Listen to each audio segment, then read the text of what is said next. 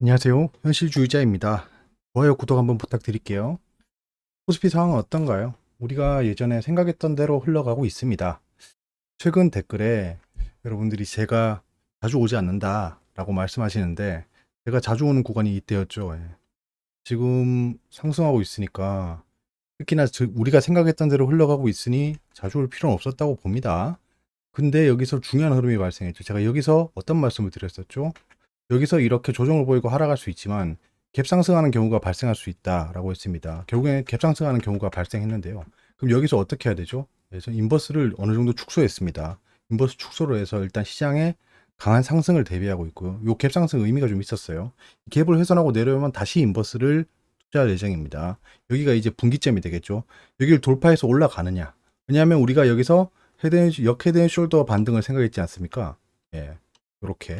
그렇게 생각했지 않습니까? 지금 올라가고 있으니까 요거는 그대로 따라가는 겁니다. 아직까지 시장은 우리가 생각했던 범위 내에 있다라는 겁니다.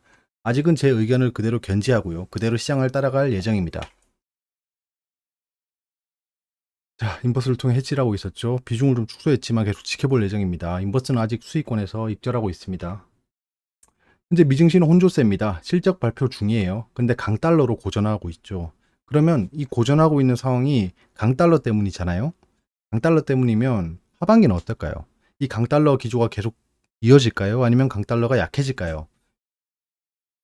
중국 경제 지표가 악화됐답니다. 악화돼서 발표된 상황에서 원유는 하락하고 있는 겁니다. 원유는 이제 100불 밑으로 떨어졌죠. 93불입니다. 이것도 우리가 생각했던 범위 안에 있는 겁니다. 100불 넘었을 때 유가는 하락할 거다라고 우리가 예측한 결과대로 흘러가는 겁니다.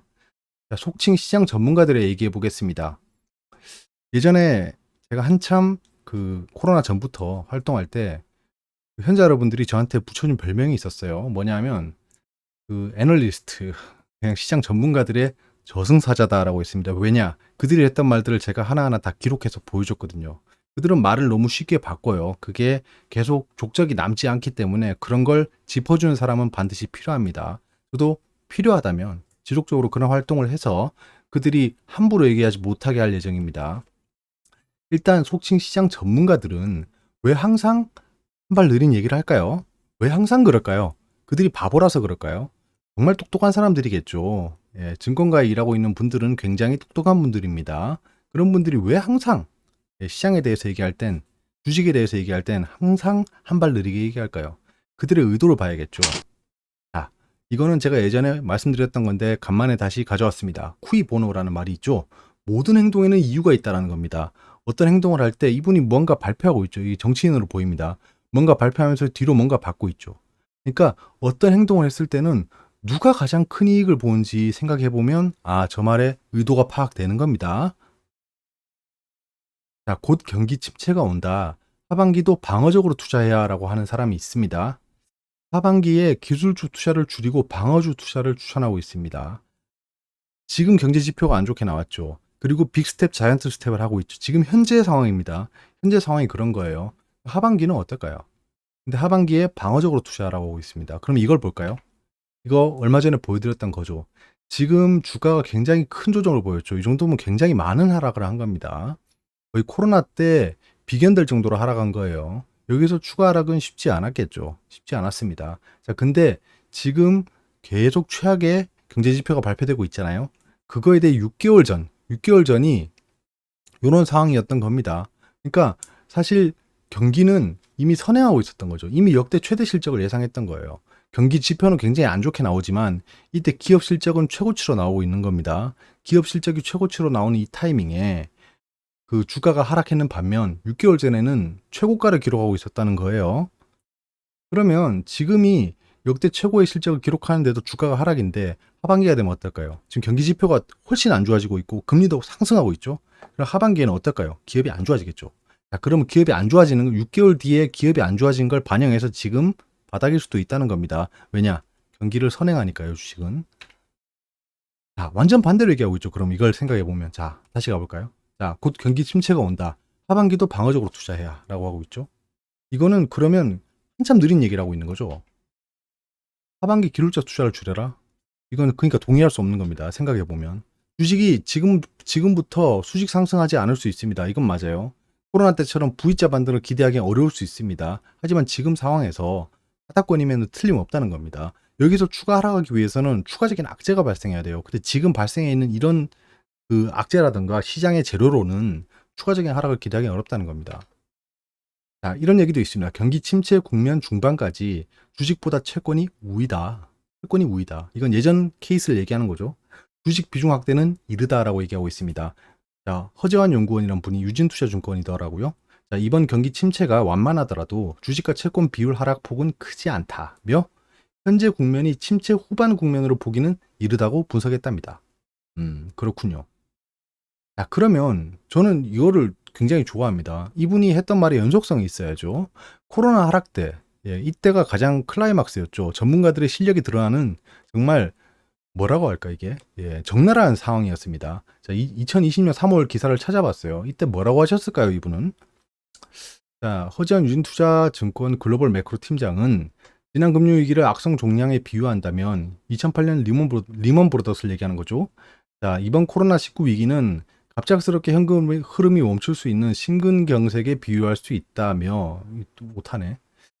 이거 완전 정반대죠. 지금 생각해보면 코로나는 현금 흐름이 멈출 수 있는 상황이 아니었어요. 지금 현금이 넘쳐나잖아요.